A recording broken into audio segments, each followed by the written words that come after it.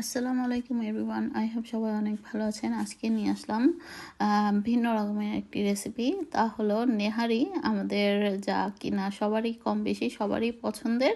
তো আজকে আমি নেহারিটা যা যা দিয়ে রান্না করব, তো সেগুলোই আমি আপনাদের সঙ্গে শেয়ার করে নিচ্ছি প্রথমেই। তো এখানে আমি সব কিছু গরম মশলাগুলো রেডি করে নিয়েছি। আর লাগবে তেঁতুল। তেঁতুল তো অনেকেই দেন, আবার অনেকে পছন্দ করেন না, তারা স্কিপ করবেন। তো এই তো আমি নেহারির জন্য গুলোকে এভাবে আগে থেকে ধুয়ে একটা পাতিলে দিয়ে দিলাম। তারপর দিয়ে দিলাম গরম মশলাগুলো, মানে আস্ত গরম মশলা, আর দিয়ে দিলাম এখানে আদা রসুন পেস্ট। তো এখানে আমি প্রথমেই কিন্তু সব কিছু দিয়ে তারপর আমি একবারে বসিয়ে দেব। তো এখন বেশ কিছু পেঁয়াজ কুচি, সঙ্গে আমি টমেটো কুচিটাও অ্যাড করলাম। মানে সব কিছুই আসলে আমার স্টাইলে রান্না করছি। আপনারা যে যেভাবে রান্না করতে চান তো করবেন, তবে আমারটা যদি কারো ভালো লেগে থাকে অবশ্যই আমার এভাবে একবার হলে করে দেখবেন।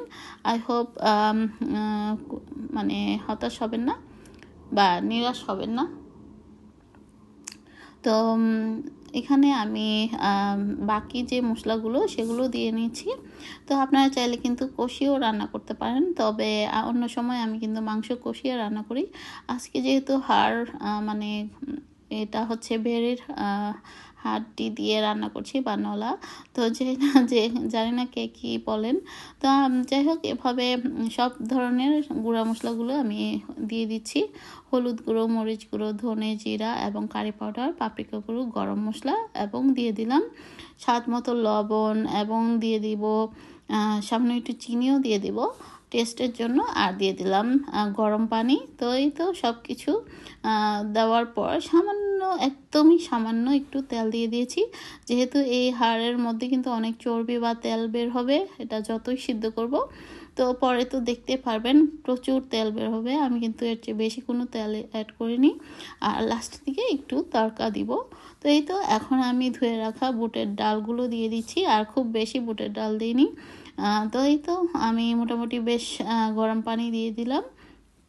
তো একটু নেড়ে, এটা নাড়াও কষ্ট আছে, খুব সাবধানে নাড়তে হবে। তো এই আর কি, একটু নেড়ে চেড়ে এটাকে আমি বেশ অনেকক্ষণ যাবত এটাকে লো থেকে মিডিয়াম আছে এবং কিছুটা হাই হিটেও মানে এটাকে সিদ্ধ করে নিব। তো এই তো আর একটু পানি দিয়ে দিলাম, একটু পরপর দিয়েছি, নাড়াচাড়া করতে একটু অসুবিধা হচ্ছিল, যদিও মোটামুটি বড় হাঁড়িতেই দিয়েছি। তো এই তো একটু পরপর নেড়েও দিয়েছিলাম, তো দেখতে পাচ্ছেন। আর এটাকে আমি মোটামুটি 3 ঘন্টার মতো, মানে 2.5 থেকে 3 ঘন্টার মতো সিদ্ধ করে নিয়েছি। তো আর এটা ডিপে রাখা ছিল এই তেঁতুলটা। তো তেঁতুলটাকে আমি বের করে এখান থেকে হাফ নিয়ে নিয়েছি, হাফের চেয়ে একটু কম। তো এখানে আমি গরম পানিতে ভিজিয়ে নিয়েছি তেঁতুলটাকে।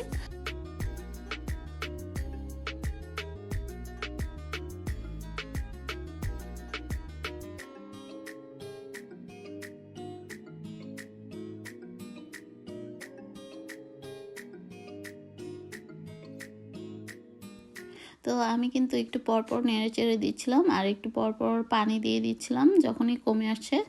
আর এই পর্যায়ে মানে শেষের আগের ভাগে আমি কিন্তু দিয়ে দিব, মানে যখন 4 ভাগের 3 ভাগ হয়ে আসবে এই পর্যায়ে দিয়ে দিলাম ভিজিয়ে রাখা তেঁতুলের পানিটা, বা তেঁতুলের কাঠ বা মার যেটাই বলেন না কেন। তো সেটা দিয়ে আবারও লাস্টবার পানি দিয়ে দিলাম। তো এটা আর কিছুটা কমে আসলেই মনে করবেন যে এটা হয়ে গিয়েছে। আপনারা চাইলে কুকারের মধ্যেও কিন্তু এটা রান্না করতে পারেন, যেমন প্রেসার কুকারে। তো যাই হোক, যার যেভাবে সুবিধা। তো আমার রান্নাটা কিন্তু মোটামুটি হয়েই আসছে। তো শেষের দিকে আমি আরেকটু টেস্ট বাড়ানোর জন্য আমি আরেকটু মানে পেঁয়াজ কুচি এবং আস্ত জিরে এবং সামান্য তেল এবং সামান্য ফ্লেভারফুল করার জন্য একটু ঘি দিয়ে এটাকে তড়কা দিব বা বাগার দিব। তাহলে খেতে আর একটু মানে সুস্বাদু হবে, আর খুব সুন্দর একটা ফ্লেভার আসবে। তো যাই হোক, আমি পেঁয়াজটাকে ভেজে নিচ্ছি আর সামান্য একটু ঘি দিয়েছি জাস্ট ফ্লেভারের জন্য। তো আপনারা চাইলে বাগারটা নাও দিতে পারেন, তবে দিলে খুব ভালো হয়। খেয়ে দেখবেন, অবশ্যই একবার হলেও বাসায় আসলে ট্রাই করে দেখবেন যে আমার রান্নাটা আপনাদের কাছে কেমন হয়েছে। তো অনেকে তো অনেকভাবে রান্না করেন, তবে আমারটা অবশ্যই একবার হলেও ট্রাই করবেন। তো এই তো আমার পেঁয়াজ ভাজাটা কিন্তু হয়ে গিয়েছে। খুব বেশি যে একদম ভাজা ভাজা করতে হবে লালচে তা কিন্তু না, মোটামুটি যখন হয়ে আসবে বা আমি যেভাবে করেছি সেরকম করলেও হয়। আমারটা একটু বেশি করা হয়ে গেছে, তাতে সমস্যা নেই। তো এই তো আমি সব কিছু দিয়ে একটু নেড়ে চেড়ে আর সামান্য একটু ধনেপাতা অ্যাড করব। তো সাথে সাথে ঢাকনা দিয়ে ঢেকে দেবো, তাহলে ফ্লেভারটা সব কিছুর মধ্যে খুব ভালো মতো প্রবেশ করবে। আপনারা চাইলে নেহারিতে কিন্তু আরেকটু বেশিও ঝোল রাখতে পারেন, তবে আমার কাছে এই ঝোলটাই মনে হচ্ছে যে ঠিক আছে। আর লবণটাও চেক করে নিয়েছি, তো সব মিলিয়ে মোটামুটি সবই ঠিক আছে। এখন আমি একটু সামান্য ধনেপাতা দিয়ে দিলাম। তো সব কিছু দেওয়ার পর আর 2-1 মিনিট ঢাকনা দিয়ে ঢেকে রেখেছি। তারপরেই তো হয়ে গেল আমার সুস্বাদু হোমমেড নেহারি রান্না। আপনারা এই নেহারিটা ভাত অথবা নান রুটি বা রুটি পরোটা দিয়েও কিন্তু খেতে পারবেন, খুবই সুস্বাদু। বা আপনারা চাইলে খালিও খেতে পারবেন, আর খুবই সফট হয়েছে। আমার রেসিপিটি যদি ভালো লেগে থাকে বাসায় অবশ্যই একবার হলেও ট্রাই করবেন। তো আজ এই পর্যন্তই, সবাই ভালো থাকবেন, আমাদের জন্য দোয়া করবেন, আর আপনাদের জন্য রইল অনেক দোয়া। আল্লাহ হাফেজ। Thank you for watching.